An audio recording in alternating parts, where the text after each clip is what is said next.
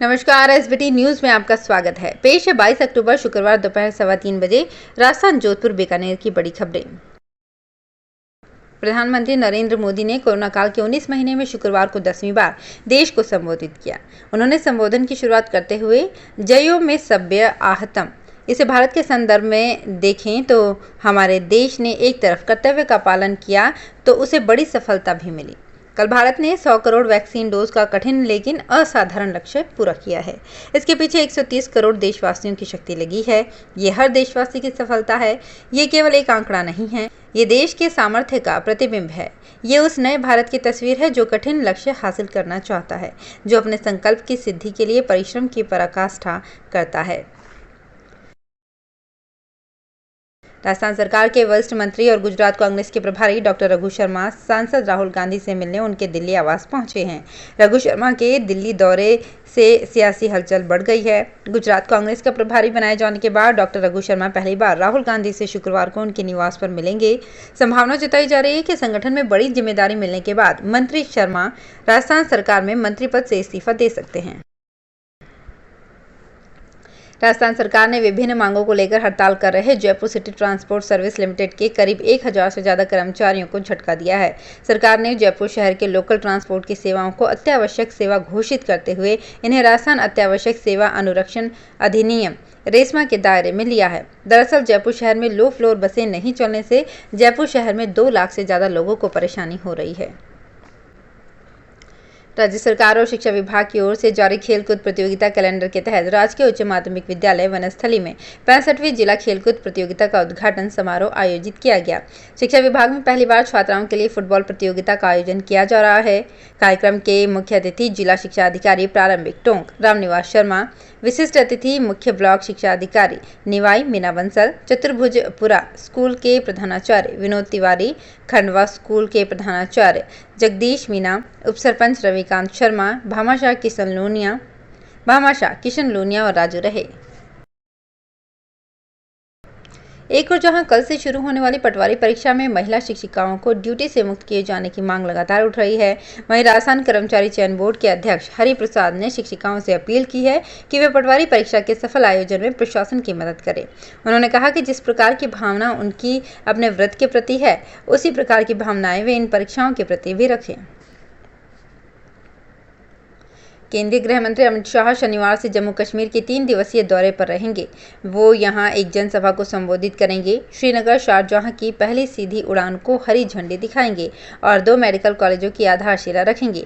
शाह साथ ही एक उच्च स्तरीय सुरक्षा समीक्षा बैठक की अध्यक्षता करेंगे। शाह शनिवार को सबसे पहले श्रीनगर पहुंचेंगे, जहां उनके साथ गृह सचिव A.K. भल्ला, गृह मंत्रालय के अन्य वरिष्ठ अधिकारी, अधिकांश केंद्रीय सशस्त्र पुलिस बलों CAPF और IB सहित खुफिया एजेंसियों के प्रमुख शामिल होंगे।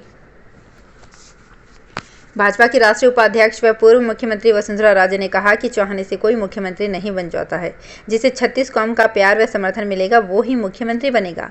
वसुंधरा राजे ने ये बात आज जोधपुर सर्किट हाउस में पत्रकारों से बातचीत के दौरान कही। उन्होंने बीजेपी के मुख्यमंत्री के कई दावेदारों के प्रश्न पर कहा कि चुनाव में बहुमत के आधार पर मुख्यमंत्री तय होगा। कांग्रेस मुकुटबाजी के प्रश्न पर कहा कि ये उनकी प्रॉब्लम है, लेकिन लगता है कि ये डूबता जहाज है। राज्य सरकार के प्रशासन शहरों के संग अभियान के तहत बीकानेर शहर के विभिन्न वार्डों में शिविर 25 अक्टूबर से शुरू हो जाएंगे और 24 दिसंबर तक चलेंगे। इसके बाद 31 दिसंबर तक फॉलोअप कैंप लगेंगे। नगर निगम ने एक ही दिन में एक ही परिसर में 3 से 4 वार्डों की शिविर लगाई हैं, जिससे भारी भीड़ में कोरोना गाइडलाइन की पालना संभव नहीं होगी। पटवारी भर्ती परीक्षा के अभ्यर्थियों की सुविधा के लिए पश्चिम मध्य रेलवे की ओर से कोटा जयपुर कोटा के बीच परीक्षा स्पेशल ट्रेन संचालित कर रहा है। 23 और 24 अक्टूबर को कोटा से जयपुर के लिए ट्रेन नंबर 09819 के रूप में तथा 24 और 25 अक्टूबर को जयपुर से कोटा के लिए ट्रेन नंबर 09820 चलेगी। कोटा से चलने वाली ट्रेन 23 और 24 अक्टूबर को शाम 7:45 पर कोटा से रवाना होकर ये ट्रेन रात 8:30 बजे लाखेरी, 8:45 पर इंद्रगढ़, रात 9:35 पर सवाई माधोपुर, 10:32 पर बनस्थली निवाई से रवाना होकर रात 11:25 पर दुर्गापुरा स्टेशन और रात 11:55 पर जयपुर जंक्शन पहुंचेगी। देश ने कोविड वैक्सीनेशन में 100 करोड़ डोज का आंकड़ा गुरुवार को छू लिया। इसके साथ ही लगभग 75% वयस्क आबादी को पहला टीका लग गया है। देश के 100 करोड़ में बीकानेर के 21,45,565 टीके शामिल हैं, जो 278 दिनों में लगाए जा चुके हैं। कुल वयस्क आबादी के लिहाज से देखा जाए तो अब तक 60.31%, हालांकि अक्टूबर में 20 दिनों में टीकाकरण की रफ्तार कम होती नजर आई है। बिजली और कोयले का संकट झेल रहे राजस्थान के लिए बड़ी खुशखबरी है। राजस्थान विद्युत उत्पादन निगम को आवंटित पारसा कैंटे कैप्टिव कोल ब्लॉक के दूसरे फेज के तहत 1136 हेक्टेयर में माइनिंग शुरू करने के लिए केंद्रीय पर्यावरण मंत्रालय से क्लियरेंस मिल गई है। इसके बाद छत्तीसगढ़ सरकार ने ये कोल ब्लॉक राजस्थान को सौंपने की मंजूरी दे दी है। ये कोल ब्लॉक 5 मिलियन टन प्रति वर्ष कैपेसिटी का है। राजस्थान में आज भले ही पूरा आसमान साफ है, लेकिन इसमें कल बदलाव देखने को मिल सकता है। बीकानेर जोधपुर संभाग में 23 और 24 अक्टूबर को मौसम विभाग ने बारिश और आंधी चलने की चेतावनी जारी की है।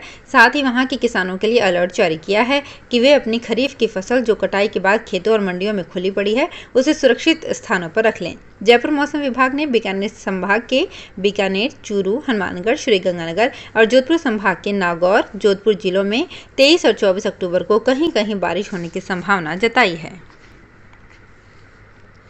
अलवर में हो रहे पंचायत चुनाव में तो कांग्रेस पार्टी ने 2 जगह से पति पत्नी दोनों को कांग्रेसी टिकट दे दिया। ये भी लोगों में चर्चा का विषय है कि एक ही परिवार के 2 सदस्यों को टिकट दिया, वो भी पति पत्नी दोनों को। अलवर के मुंडावर विधानसभा क्षेत्र में पंचायत समिति के वार्ड नंबर 18 से करण सिंह चौधरी, वार्ड नंबर 5 से उनकी पत्नी हेमलता को टिकट दिया है। दोनों पति पत्नी कांग्रेस पार्टी के प्रत्याशी हैं। असल में दोनों को टिकट देने के पीछे प्रधान की कुर्सी तक पहुंचने का गणित है। जोधपुर के संभागीय आयुक्त डॉक्टर राजेश शर्मा ने कलेक्ट्रेट सभागार में फ्लैगशिप योजनाओं की प्रगति की समीक्षा की। संभागीय आयुक्त ने बैठक में विभागवार फ्लैगशिप योजनाओं की उनके अधिकारियों से एक बिंदु पर प्रगति जानी। पूर्व मुख्यमंत्री वसुंधरा राजे ने शुक्रवार को सर्किट हाउस में कार्यकर्ताओं से मुलाकात की। कार्यकर्ताओं ने वसुंधरा राजे का फूलमाला, गुलदस्ते और तस्वीरें देकर स्वागत किया। इस दौरान उन्होंने कार्यकर्ताओं को संबोधित भी किया। उन्होंने कहा कि वर्ष 2023 के विधानसभा चुनाव में कार्यकर्ताओं को अभी से एकजुट होकर जोश के साथ चुनाव के लिए शुरुआत करनी होगी। तो फिलहाल इस बुलेटिन में इतना ही, फिर हाजिर होंगे कुछ और बड़ी खबरों के साथ। SBT न्यूज के और भी वीडियोस को देखने के लिए हमारे चैनल को सब्सक्राइब करें और नोटिफिकेशन पाने के लिए बेल आइकन को प्रेस करें।